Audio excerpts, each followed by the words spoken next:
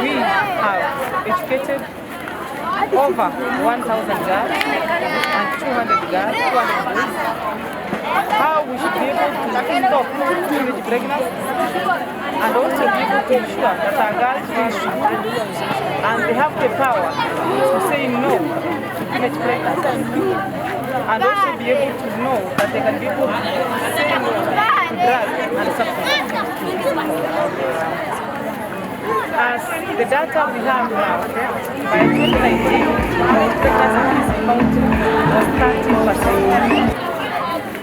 Meaning, out of 10 girls aged between the age of 12 to 19 years, they are pregnant by the year 2019.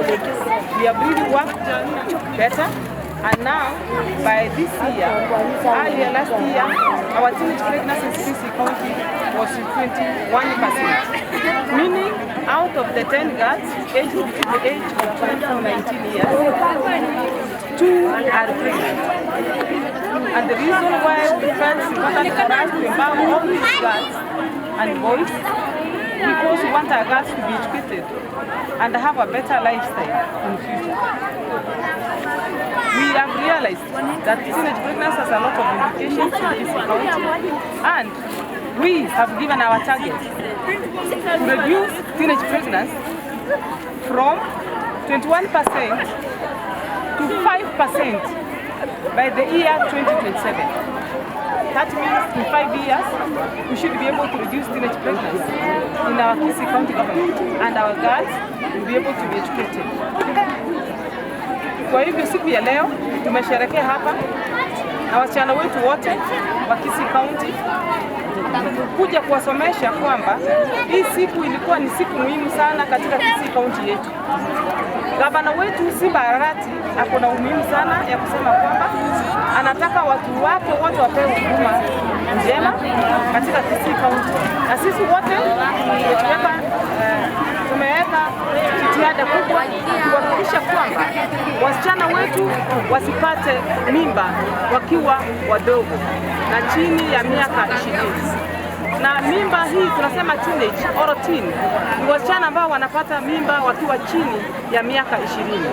Na inakuwa ni huzuni sana kwa sababu mtoto anapata complications. Mara nyingine anapata kwamba anakuwa drop out. Mara nyingine unapata kwamba mtoto wake anakufa au yeye mwenyewe anakufa. Na mara ya mwisho unapata kwamba poverty index inakuwa very high. And now we are together to ensure we don't want our poverty index to be high in Kisii County.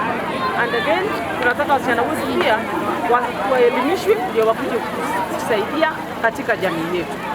Tukishikana mikono sisi wote, hata wale wanaonisikia, tunaomba kwamba vijana wale mnaoendesha bodaboda, wazee wote, watu wote, wanaume wote, tuache wasichana wetu wasome ili wakuje kusaidia na wasaidie jamii yetu.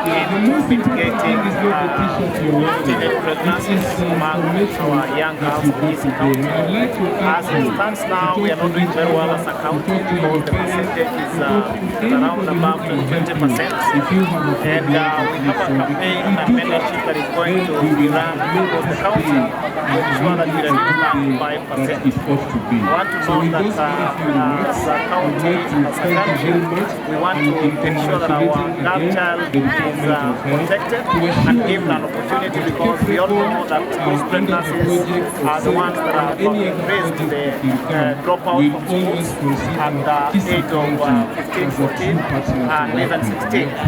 So as a county, we have started this clarion call, and today His Excellency the Governor has given support to this given campaign, and that we will be running this campaign in many other places to ensure that our girls are well protected, and that teenage pregnancy is something that we'll be talking about as a county. There are counties that have done very well. We also want to be among those counties.